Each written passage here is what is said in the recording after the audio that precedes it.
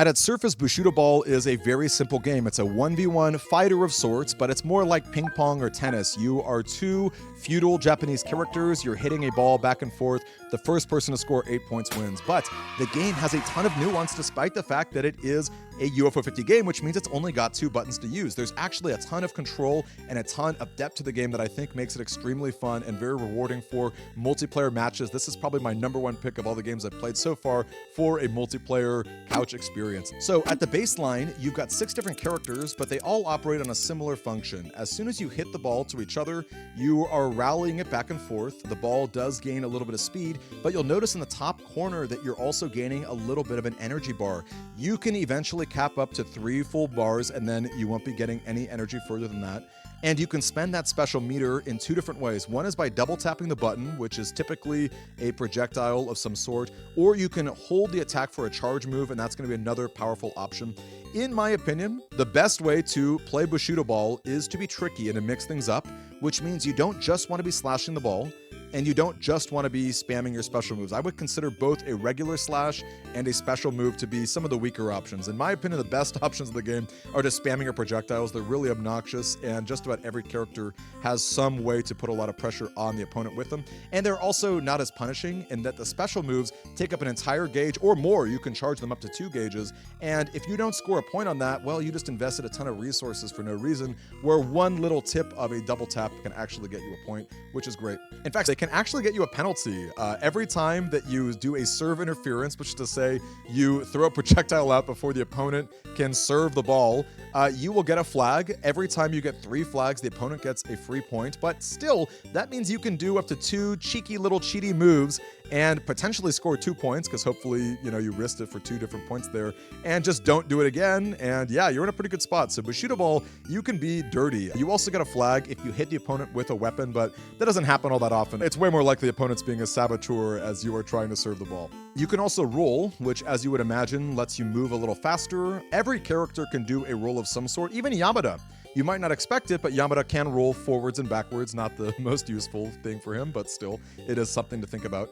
And by rolling and instantly slashing out of it, you will curve the ball in a very obnoxious and fast way. That is probably the best way to score a point. I would recommend doing dodge attacks as much as possible, though I will say that just swinging the ball is a better way to actually get more of your special meter, so it's good to mix it up as well. And also, doing a dodge attack does run the small risk of you just whiffing and not being able to get a point back. They're not entirely risk-free, but they're still pretty effortless to pull off for the most part, and they're going to get you a lot of good points. If you hold back and then swing your weapon, you can lob the ball up in the air. Normally, this is not very good because the ball is slower and it's telegraphed where it's going to land. However, lobbing is a really great counter against opponents who like to camp on the front row, because you just bypass their body completely, and oftentimes it'll lead to a nice little point right there. Now, because Bushido Ball only has 6 characters, they're all pretty decent and viable in their own ways. I wouldn't say that anyone is actually below a B tier. We're going to start with Kotaro. He is the samurai with a big personality. He is the mascot for a reason, because he's well balanced. He is not a character who has any glaring weaknesses,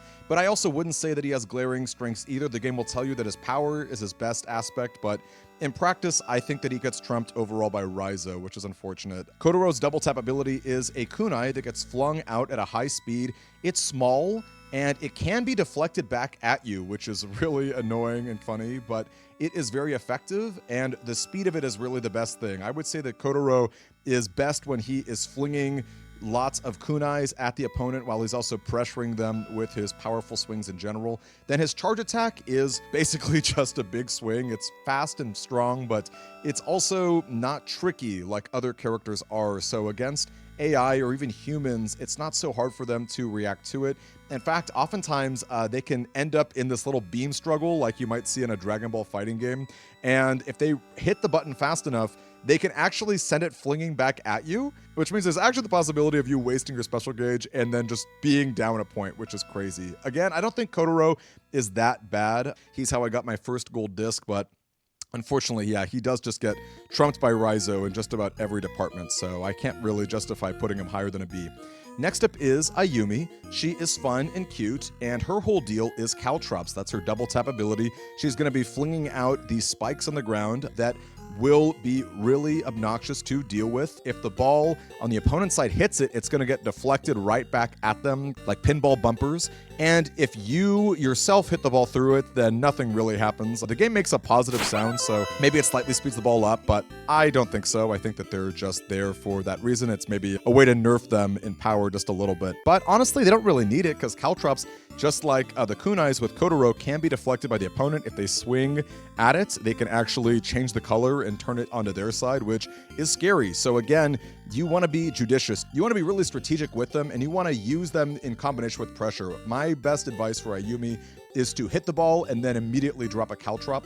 The opponent's got too many things to deal with in that instant to effectively handle that single spike. Also, if you put them in the right spot, like where the referee serves the ball, he always serves it in the same spot, so you can score some really cheeky points that way. Her charge attack is decent. It is like Kotaro's, except it does angle in some weird ways, especially if you use 2 power bars to charge it up instead of 1. I think overall Ayumi is pretty decent. She's also very fast. She might not be as defensive as some other characters on the list, but she can definitely handle her own. Her biggest weakness, I would say, is that her actual strikes of the ball are not really that strong, so she really does have to rely on trickiness, so she's going to be a higher skill character, but I think I can solidly put her at like a low A tier. Hey, Demi from the future here. I've given it more thought, and I actually think that Ayumi deserves B tier. I think that she does have a high skill ceiling and can put up some good results, but I don't think that the effort is really worth it. I know I make an argument for Yamada later in this video talking about the potential skill ceiling, but the difference there is a high-level Yamada is this defensive wall who has these really obnoxious bombs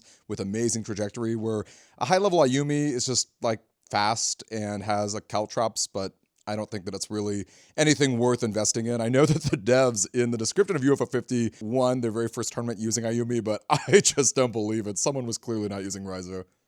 Now we got Tomoe. He reminds me of a lot like Kotaro in that he doesn't really have any glaring weaknesses. I guess maybe the biggest weakness you could say is that he's not a very offensive-leaning character, but that's a playstyle, right? There's 6 different characters, and if you're someone who enjoys being more in control and defensive, then yeah, you'll really like Tomoe. His double tap is this grappling hook that just locks in on the ball and sends it flying. So he basically can use a little bit of his special gauge to totally counter the hard special moves of a lot of other characters. You can see why I'm not a fan of using the hard special moves, right? Not only can they be deflected against you, but against characters like Tomoe, they're really risky in terms of the resources that you're spending to do your special moves. So that's his whole deal. And then his charge attack is actually really good. It's like double team from Pokemon, or I guess the better term is after images. That's a Japanese ninja kind of effect, right? Tomoe sends the ball flying, and the opponent doesn't know which of these different energy spheres has the ball in it. So yeah, that can be really obnoxious to deal with. So Tomoe is a really slow and methodical kind of character. Again, you have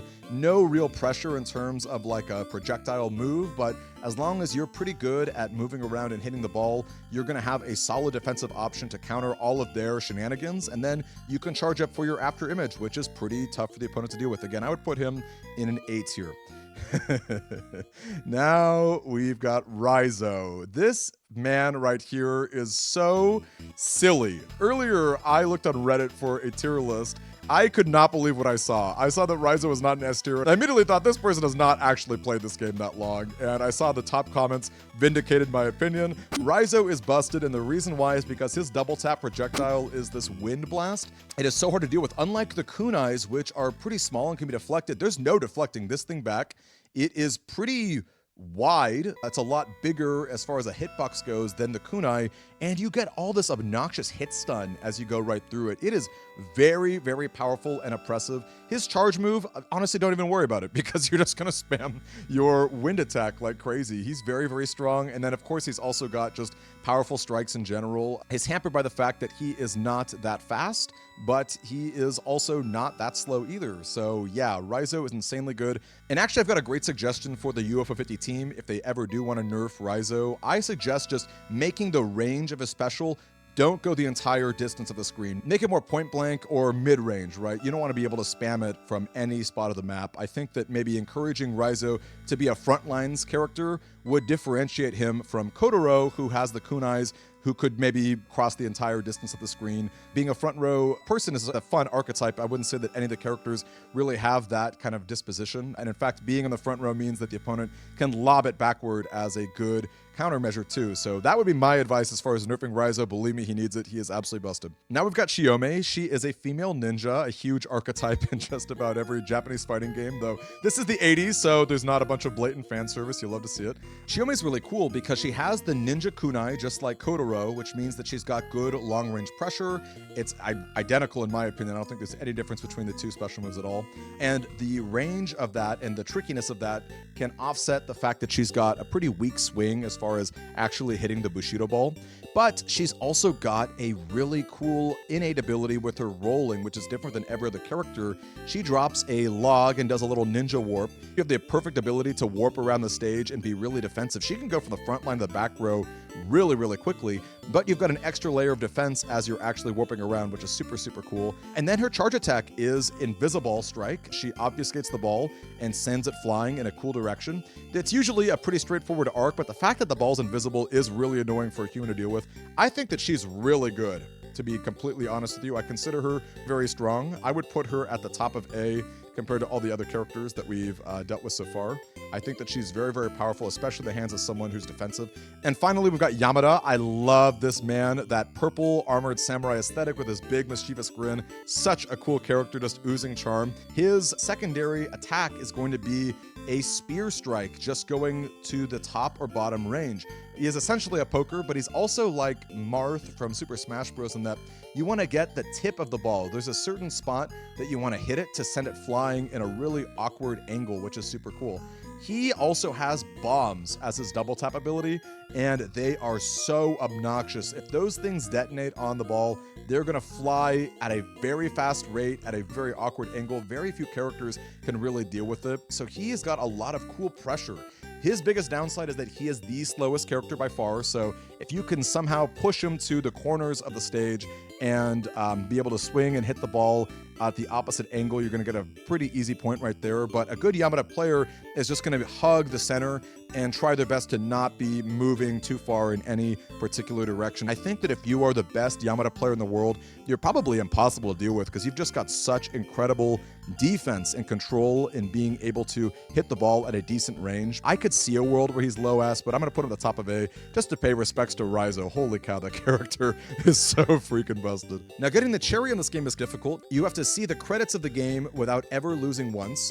This is pretty tricky, especially for a new player. You might think the AI is out of their mind, so powerful and ridiculous, how could you ever pull it off? But as you do practice against a real-life opponent, that's my best recommendation for getting better at the game, you'll learn that there are a lot of good tricks at your disposal. You can start to master characters, get a sense of what they're good at and what they're not so good at, and start doing moves yourself. I was able to do it myself, but I did play Raizo, so I'm a bit of a little cheater myself, which I guess is actually in the Raizo character. He is that sort of bribe the referee type of scoundrel, so, you know, a flavor win, I guess. However, you can also be really cheeky. If you do two-player co-op mode, you've got 2 players on your side, 2 players on the opponent's side, and that also means that you only have to win the game twice, because that's all 6 characters. If you and your friend are decent enough at the game, you can also cheese the cherry in that regard. But again, it's not so bad if you can actually learn the fundamentals. Don't feel like you have to get super cheesy. You can also just pull up Raizo and get a free win. So yeah, Bushido Ball. I think it's a great game overall. It is by far my favorite 2-player game in the entire collection, at least of what I've played so far. It's quick-paced. This game reminds me so much of Windjammers, which is an arcade game about ultimate frisbee that many people don't know about, but is a ton of fun, has a lot of over-the-top special moves as well. And I would imagine the UFO 50 team thought, how can we combine Windjammers with Feudal Japan and very expressive character sprites? I would say that's one of the best charms of the game. I love the music and the unique character themes when they score a point, and those big, wonderfully expressive sprites as you are not only selecting your character, but in the game itself, I think are chef's kiss. I really wish games like the Big Bell Race that are also multiplayer had bigger sprites, because there is something to be said about just being able to see your character on the screen. But yeah, Bushido Ball, have fun with your friends, maybe ban Raizo, and go right at it, because there are so many other great games you can play too.